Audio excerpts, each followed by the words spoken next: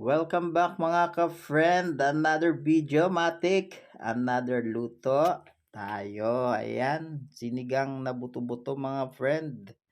At itong ating mga kakailanganing sangkap. Ayan, meron tayo itong talong. Meron tayo itong kangkong. At siling haba, kamatis. Yung ating karne.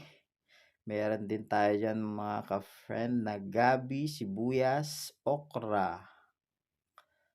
Ayan. Yan lang yung ating mga gulay mga ka-friend at ayaw ayaw namin ng ano mga ka-friend, may labanos pa, may talong kasi ayun nga, walang may gusto nun, sorry.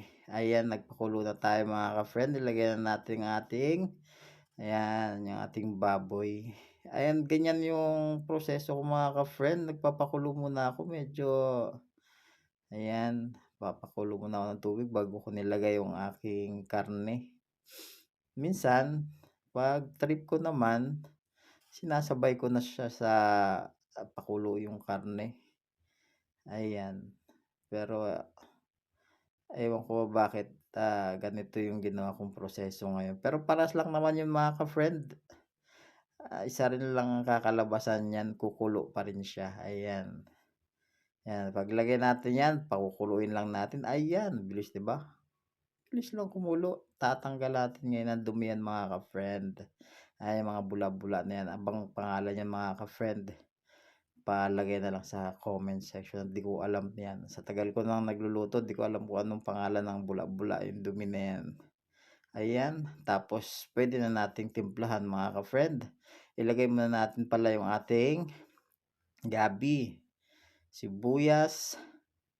Ayan, maglagay din tayo ng sibuyas. Inuna ko talaga mga ka-friend yung gabi para matunaw kaagad. Gustong-gusto kaya yung hindi ko na makita yung gabi pag ano na, isi-serve mo na yung sinigang. Ayoko nang may makita pang gabi. Gusto ko yung talagang tunaw na tunaw siya para, 'di ba? Malapot ang sabaw, malinamnam, 'di ba? Ayan, naglagay tayo ng pamintang buo mga ka-friend. Ayan, tas ayan na, kumulo na naman. Yan mga ka-friend, maglalagay na tayo ng mga pampalasa natin mga ka-friend. Unahin natin ang ating pork cubes. Tapos isunod natin ang ating asin. Asin, yan mga ka-friend. Lalagay tayo ng konting asin, pampalasa. Yan, yan ang ginagawa ko mga ka-friend. Inuuna ko muna yung ating pampalasa, yung ating pork cube, asin or patis. Para makuha natin yung saktong lasa, saktong alat ng ating lutuin. Tapos saka natin susunod yung ating sinigang mix, sinigang powder. Kasi pag inunan yung mga ka-friend yung ating sinigang powder bago ay magtimpla ng pampalasa, ay nako, maglalaban na yung asim at alat yung mga ka-friend, mahirapan na kayong lasahan. Ayan, 'di ba? Pag natikman niyo medyo okay na, kailangan pa ng dagdagan, ayan, magdagdag tayo ng asin mga ka-friend. Magdagdag tayo ng patis. Ayan. Yun lang yung mga ka-friend. Dito magdadagdag muna ako ng ating patis at medyo matabang-tabang pa. Ayan, 'di ba? Kulay ng sabaw mga friend, all goods na. Ayan, 'di ba? Panalo.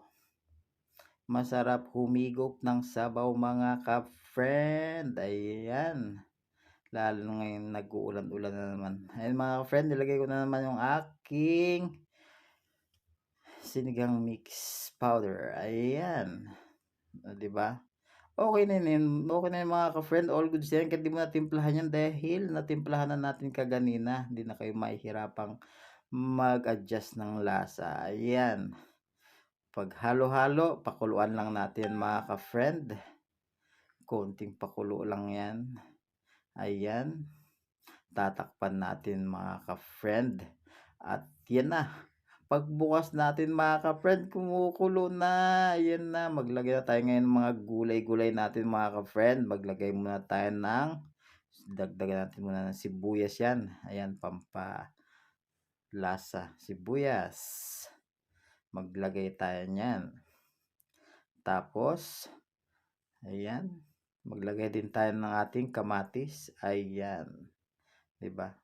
Medyo sa kalagitnaan ko siya nilalagay mga ka-friend yung kamatis para hindi talaga nadudurog, ayan gusto ko yung nakikita pa medyo buo-buo.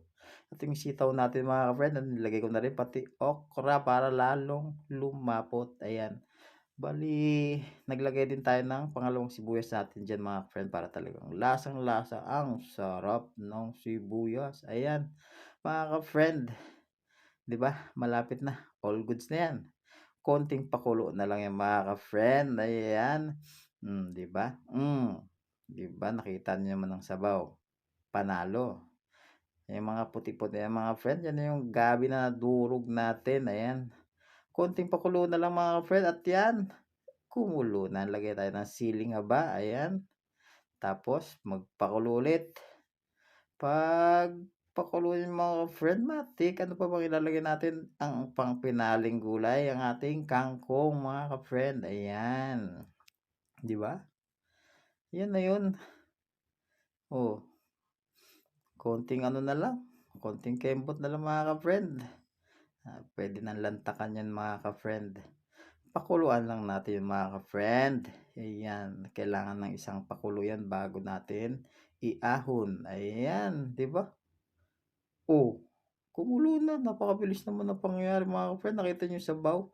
Nako, napakasarap niyan mga ka-friend.